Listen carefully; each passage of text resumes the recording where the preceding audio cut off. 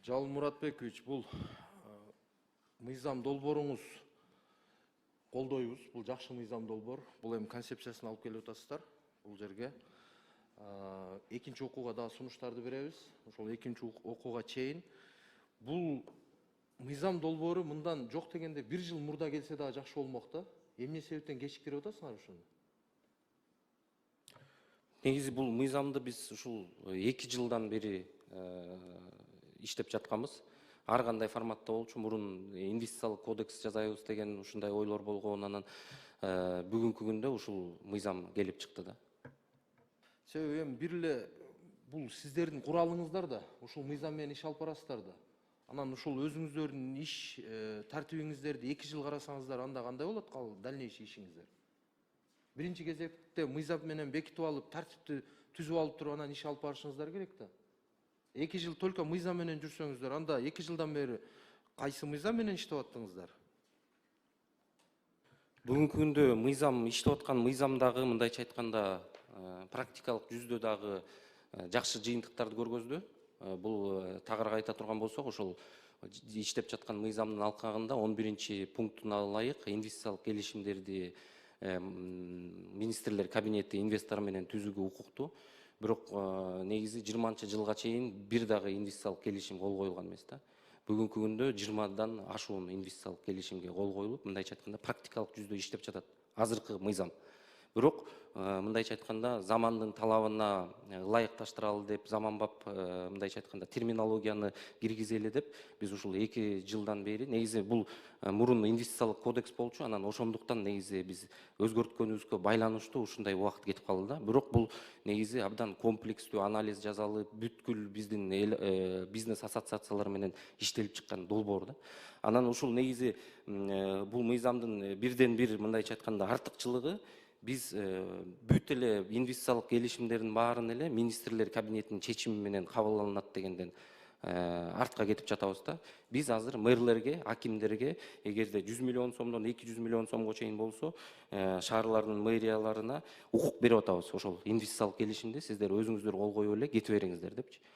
Анан негизи менин оюмча бул азыркы иштеп аткан мыйзамдагы жаман эмес, бирок бул мыйзам андан да жакшыраак, мындан дагы жакшы жыйынтыкты алып келет деген ойдобуз да. Себеби бүгүнкү күндө азыр мына өзүңүздүн сөзүңүзгө эле утурлай, ошол сиз айткан аким, мэр, губернаторлордун буту кол туш алып турат да. Бүгүнкү күндөчү кандай гана долбоор болбосун сиздерге келет. Өз негизи жеринде чечилиш керек болчу да булчу. Ошого мен айтайын деген, 2 жылдан бери канча бюрократия, канчалаган убаракерчилик болуп турат. Урматтуу президентибиз өз көзөмөлүнө алып, сиздердин агенттигиңиздерди өтө чоң мындай мүмкүнчүлүк берип атат сиздерге. Ушундай мүмкүнчүлүк болуп атканда сиздер пайдаланып, жакшы долбоорлорду ишке ашырып кетишиңер керек болчу да. Кечиктирип алып келип атасыздар. Сиз азыр айтып аткан ошол инвестиция боюнча кодекс кайсы жылы кабыл алынган экен? Бул 21-чи жылы иштелип баштаган, бир жылдын тегерегинде иштелип чыгып, бирок кабыл алынган эмес да. Анткени ошол учурда мындайча айтканда ошол учурдун талабына ылайыктуу эмес болгондугуна байланыштуу бул токтоп калган да. Анан азыр могул жаңы мыйзамды алып келип атабыз. Эми 21-чи жылы бир аракет болуп токтоп калган болсо, быйыл азыр 25-чи жыл болуп атса, 4 жыл өтүп атат аралыкта. 4 жылдан бери кандай болуп жүрдү? Бир ал жердеги жетекчилик кандай аракеттерди кылды? Сиз өзүңүздүн эле келгениңизге могул 2 жыл болуп калыптыр. Туурабы? Туура. Мына сиз ишмердүүлүк жүргүзгөндөн бери мына акыркы 1 жылды эле алалы. Эми туура буга чейин бизге мындай толук кандуу бир конкреттүү көзгө көрүнүктүү инвестор деле келген эмес. Себеби ар кандай себептер менен мына акыркы 2-3 жылдан бери Кудайга шүгүр бир топ инвесторлор келип, биз мамлекет кайсы бир деңгээлде өзү бутуна туруп, инвесторлор дагы күндөн күнгө күн санап көбөйүп аткандыга биз буну тез аранын ичинде бул мыйзамды кабыл алып, жакшы кылып сиздер иш алып бара турган болсоңуздар, ошондо мындан бул жака дагы мындай ишмердүүлүк күчөйт да. Азыркы күндө мисалы мына сиздер иштеп аткан канча суммалык инвестиция тарттыңар мамлекетке? Бүгүнкү күндө улуттук инвестициялар боюнча агенттик жалпысынан 14 инвестициялык долбоорду коштоодо жалпысынан 5 миллиард 249 миллион долларды түзгөн. Алардын ичинен 53 миллион АКШ доллары өздөштүрүлгөн да. Ошо өзүңүздөргө белгилүү болгондой 2024 жылы бир катар ишканаларды киргизип, ошол президентибиздин катышуусу менен ошол бир топ ишканалар ишке ашырылды да. Ошолордун арасында биздин агенттиктин түздөн түз тиешеси бар долбоорлор бар. Тагыраак айтып кетсек, бул Кара Балта шаарында ошол текстиль фабрикасын куруу долбоору 80 миллион доллар. Зилан Эверсон компаниясы. Жана ошондой эле Кара Суу районунда, Ош облусунда дагы биздин ата мекендик ишкерибиз ошо текстилдик фабрика түзгөн. Биз дагы ошолорду коштоп толугу менен жардам берип көмөк көргөзүп келип атабыз. Андан тышкары дагы бир катар логистикалык борборлор жана ошондой эле ушул туризм багытында дагы бир катар инвестициялык долбоорлор бар да. Бүгүнкү күндө Кара Суу районунан канча заявка бар? Кара Суу районунда негизи бизде мамлекеттик жеке өнөктөштүк долбоорлору багыты боюнча мындай жана биз өйдө да айтылып кеткендей райондор боюнча мындайча айтканда рейтинг кылып койгонбуз. Кара Суу району мындайча айтканда лидерлерде да. Ошо 5 долбоор мамлекеттик жеке өнөктөштүк багытында долбоорлор ишке ашырылып жатат. Андан тышкары эгерде инвестициялык багытта айта турган болсок, мына ушул өйдө да айтып кеткен текстиль фабрикалык заводдор ишке ашырылып жатат. Себеби менин кабарым бар, бул боюнча башынан баштап эле ушул тармакта, ошо сиз айтып аткан Кара Суу районундагы текстиль фабрикасы жөнгө салып, ишмердүүлүгүн баштаганга чейин бир топ тоскоолдуктар болду да. Себеби мыйзам жол бербейт.